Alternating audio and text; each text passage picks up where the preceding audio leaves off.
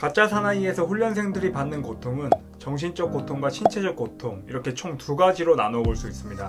정신적 고통에 대해서는 사람마다 개인차가 크고 그것을 객관화하기란 쉽지 않기 때문에 오늘은 신체적 고통에 초점을 맞춰서 말씀을 드리려고 합니다. 가짜 사나이에서 볼 수 있는 신체적 고통은 추위에서 오는 고통과 체력적 한계에서 오는 고통, 이렇게 총 두 가지로 나눠볼 수 있습니다. 우리가 잠에 들게 되면 정상 체온에서 체온이 1에서 2도 정도 떨어집니다. 그 상태에서 밖으로 뛰어나가 급작스럽게 찬물 샤워를 하니 아무리 더운 여름이라 할지라도 엄청난 추위에 노출되었을 겁니다. 또한 여름철 바다 평균 수온은 22에서 25도로 대체로 따뜻한 편에 속하지만 새벽 시간이기 때문에 교육생들이 체감하는 수온은 훨씬 더 낮게 느껴졌을 겁니다. 호주 해양안전국에 따르면 21에서 26도 수온에서 인간이 생존할 수 있는 시간은 3시간 안팎이라고 합니다. 교육생들의 생과사가 달린 시간 동안 교관님들은 교육생들이 죽을 것 같으면 다시 물 밖으로 꺼내서 체온을 올리고 어느 정도 체온이 또 회복되면 다시 체온을 낮추는 등 계속해서 극한의 상황에 몰아붙이기를 반복했을 것입니다. 일단 이러한 극심한 추위에 우리 몸이 노출되게 되면 말초혈관 수축과 떨림이라는 두 가지 주요한 생리적 반응이 일어납니다. 말초혈관의 수축은 체온 유지를 위한 방어 기전으로 피부나 기타 근육 등에 분포되어 있는 혈액을 심부로 몰아넣는 역할을 합니다. 이로 인해 체표면에서 체외로 이동되는 열의 양을 감소시켜서 체내 열 손실을 줄어들게 하고 부가적으로 몸의 떨림을 유발시켜 몸의 열 생산 능력을 증가시킵니다. 이러한 추위에 노출되게 되면 뇌는 단순해집니다. 쉽게 예를 들어 여러분이 물에 빠졌다고 생각을 해보시면 그 상황에서 오늘 저녁에 뭐 먹지 이렇게 생각하기보다는 어떻게든 숨을 쉬어야겠다는 생각밖에 나지 않을 것입니다.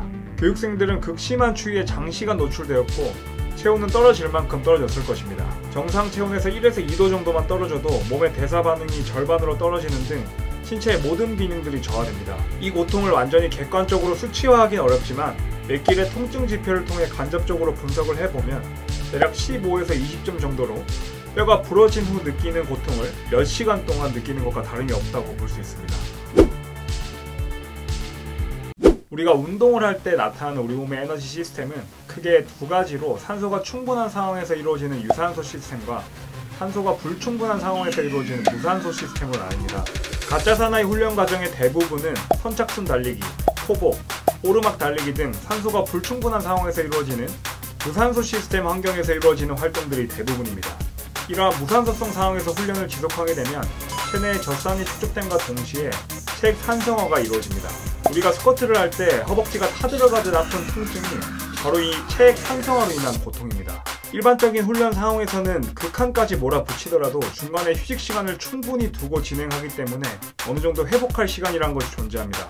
그러나 가짜 사나이 교육에서는 그런 자비 따위는 존재하지 않기 때문에 몸은 회복할 시간이 없어 계속해서 산성화 상태를 유지할 것이고 이에 따라 계속해서 타들어가는 고통에 노출되어 있을 것입니다. 쉽게 생각해 스쿼트 시 느낄 수 있는 허벅지 타들어가는 고통을 훈련 내내 느낀다고 생각하시면 됩니다. 일반적으로 운동을 오랜 기간 한 사람들은 그렇지 않은 사람들보다 무산소 시스템에 대한 역치 수준이 높아 힘든 상황에서 더 오랜 시간 버틸 수 있을 뿐만 아니라 회복력 또한 좋습니다.